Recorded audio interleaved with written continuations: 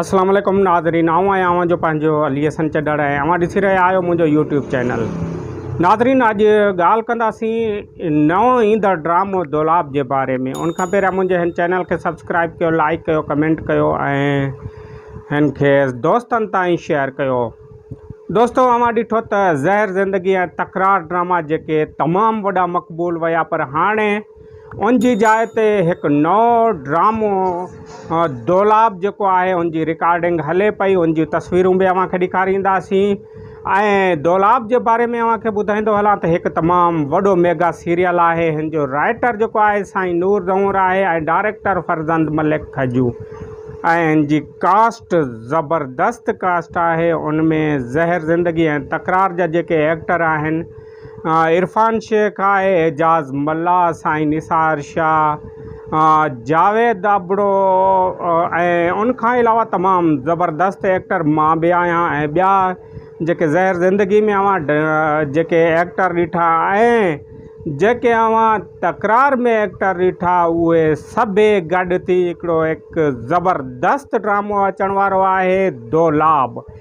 दौलाब ड्रामो हिकु बहितरीनु कहाणी आहे, हिकु एक्शन ड्रामो आहे, हिकु अहिड़ी कहाणी आहे जेका हिन माहौल जी अक्कासी करे थो।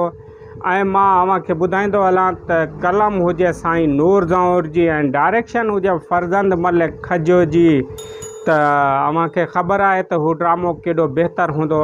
ऐं अव्हां ॾिठो ज़हर ज़िंदगी जेको ड्रामो हुयो, सभिनी ड्रामनि जा रिकॉर्ड टोड़े छॾियाईं।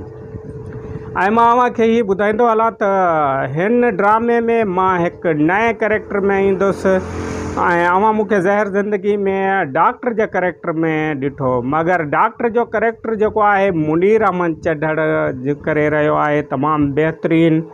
ऐं हीअ जेको ड्रामो आहे हिन जी कहाणी एॾी दर्दनाक आहे।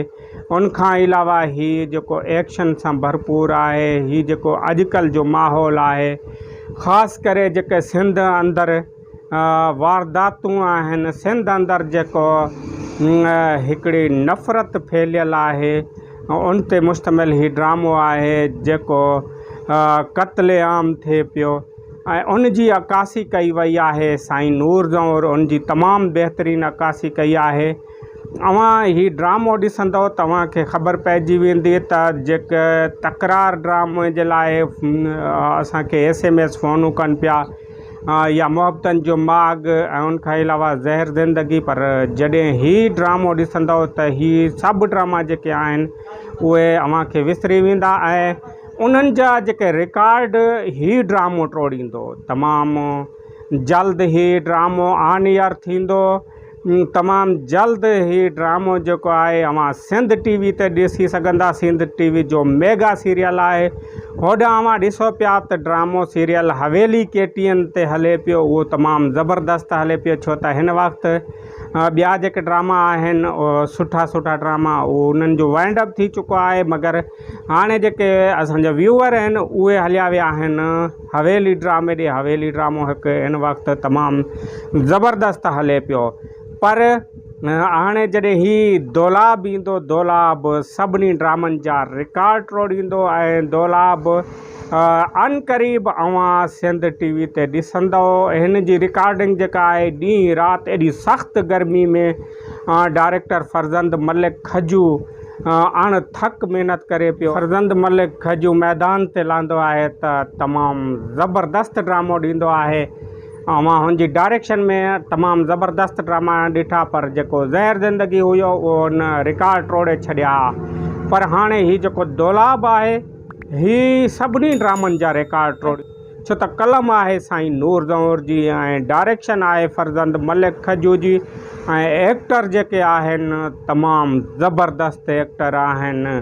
जीअं अवां ॾिठो तकरार ऐं ज़हर ज़िंदगी जा उहे जेके कैरेक्टर हुया, जेके अदाकार हुया, इरफान शेख हुजे, एजाज़ मल्ला हुजे, यासीन सोलंगी हुजे, उनखां अलावा ॿिया जेके अदाकार आहिनि उहे तमामु बहितरीनु अदाकार हिन ड्रामे में।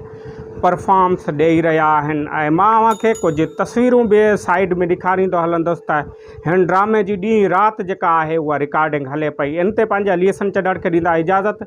वेंदे वेंदे मुंहिंजे हिन चैनल खे सब्सक्राइब कयो, लाइक कयो, कमेंट कयो ऐं दोस्तनि ताईं शेयर कयो। मूंखे ॾियो इजाज़त। अल्लाह हाफ़िज़।